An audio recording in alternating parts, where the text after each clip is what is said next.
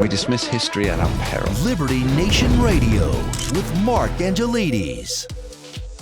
The Supreme Court signs an ethics pledge for the first time. The rules and regulations that govern the Supreme Court's moral responsibilities is now in paper. Now, what does that mean? What are the ramifications of such a thing?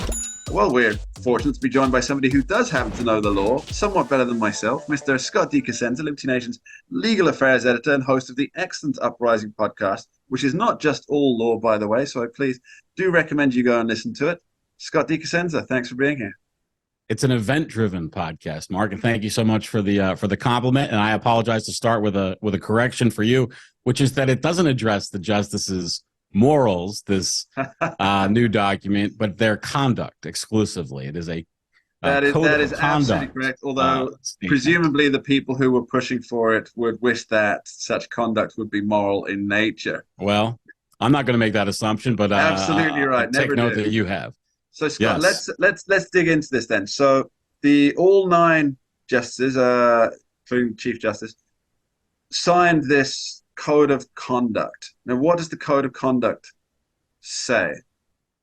So the code of conduct basically gathers and reproduces the current binding judicial code of conduct that governs federal judges that are lower court judges, that are not Supreme Court justices, and then sort of make some adaptations with respect to those rules to accommodate Supreme Court justices, because their role is unique and different than any of the other federal judges. So there are no major changes or rules that are kind of like substantially different, except for ones that accommodate for the role that justices play that judges do not play, which is to say you can't replace a justice on a case. If a justice recuses themselves, then the body of the court is reduced by 1 and will not be replaced. Unlike, for instance, any of the courts of appeals, they can borrow a judge from either pull one up from the district courts or borrow one from lateral. Buy. Yes, of course. Yeah, well,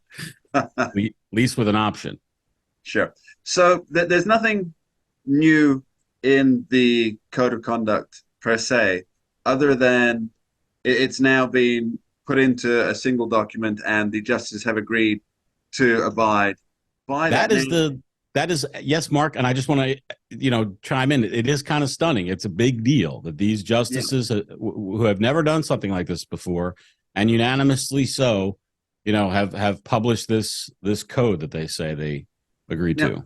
The reason I find this such a fascinating story is because if you have a code of conduct, that would presuppose that there's somebody to enforce the code of conduct or to address a remedy to actions taken that have transgressed the code of conduct. Now, who would that be? Because the Supreme Court is one of the 3 co-equal branches of government. So presumably that would be Congress would then come down like a ton of bricks, as we say in my part of the world, on the justices should they breach the pledge that they signed. Is that about right? Well, that's certainly how Sheldon Whitehouse and Dick Durbin, I think, are going to interpret it. That's one of the reasons why I was surprised to see them to issue this statement, Mark, because it does sort of beg the question: then what? Who's going to handle the complaints against the justices who people allege have fallen short of this standard? And while the attacks against Clarence Thomas are, I think, top of mind, as Karine Jean-Pierre would say, Justice Sotomayor let's just certainly. Be clear on this, by the way, that phrase was first used by Joe Biden, and nobody had ever used that phrase before. And now people are using it just to make out that Joe Biden hasn't lost his mind by saying it. Oh, really? That's so funny. Sorry, please carry on. Yeah, it actually sounds vaguely British to these American ears, by the way. No, it's just a Bidenism. You could embrace it and just invent it like it was your own. Well, Sotomayor and then Joe Biden stole it from the British, like as in plagiarism, right? As in like he did before with Neil Kinnock or Patty Ashdown or whoever, or all of them he's stolen from. Well, I was just going to point out that Justice Sotomayor has her own troubles with respect to ethics and using court staff inappropriately, which we've talked about here. So it's not just people on, the sort of anti-Thomas or anti-conservative progressives who might rush to file complaints against justices. It's also folks on the right or who oppose progressive justices. So it's a sticky wicket all around. And like you say, the Supreme Court is supposed to be an independent third branch of government. And what I think this does is it opens up really the Congress to be kind of an overseer of the court rather than, they're supposed to execute checks and balances. All the branches are supposed to be co-equal. And previous to now, the method by which the Congress could assert its check on the Supreme Court is to impeach any justice they wanted to for anything they found relevant enough, to warrant impeachment. That was the method. And now we're going to see, I think, more calls for hearings, for information about justices' compliance with this lengthy document. There's financial compliance, there's familial compliance, what ones, people who reside in the same house, what their businesses are. So for somebody who wants to make mischief, there's an ocean there now of opportunity, I think, that's been opened by this issuance. Something that springs to mind there, Scott, is you say that Congress can already impeach justices, which I think is quite well known. But surely if they had concerns about ethical behaviors of justices on the Supreme Court, then they would have done so instead of pressuring, which is what happened. Right? There was a pressure campaign against the Supreme Court body to draft and adopt a code of conduct. But if they had a genuine complaint, other than looking for leverage in the future that politicians within Congress can use, surely they would have just gone for the impeachment route.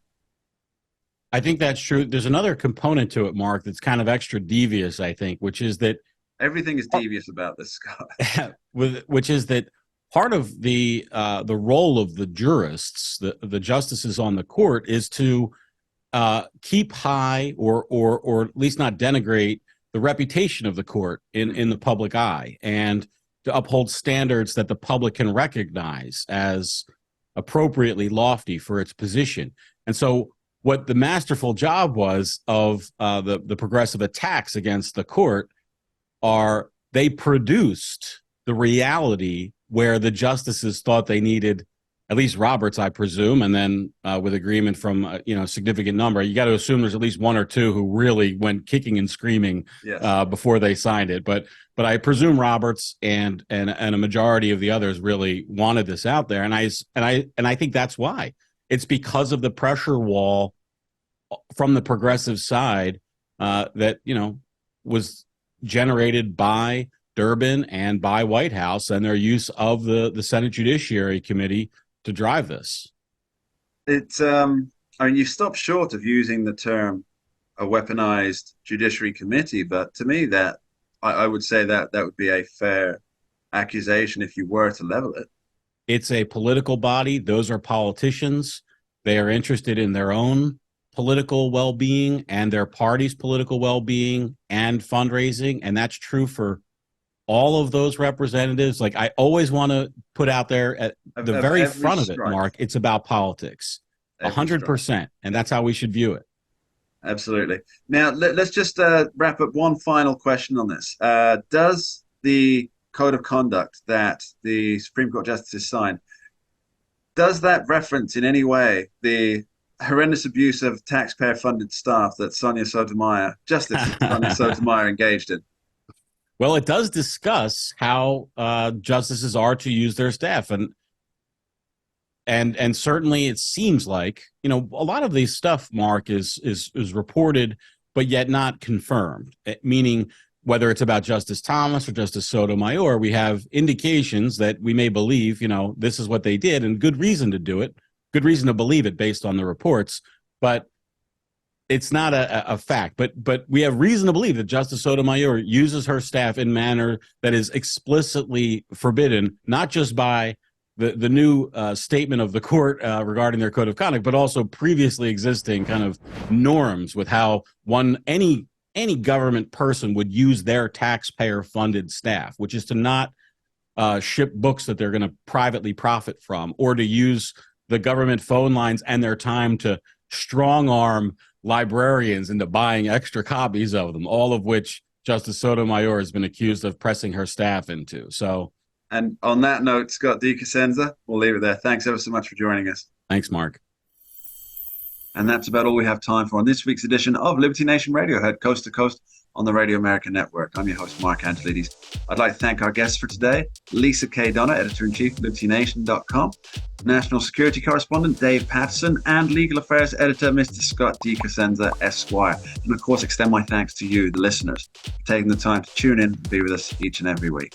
Thanks for being here. We'll see you soon. We dismiss history at our peril. Liberty Nation Radio with Mark Angelides. Don't get caught up in the media madness.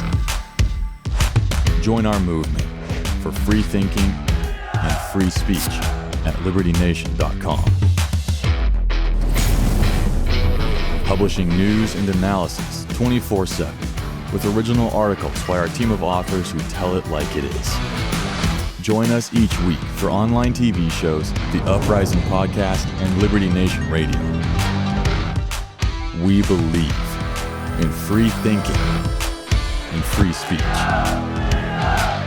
We are LibertyNation.com.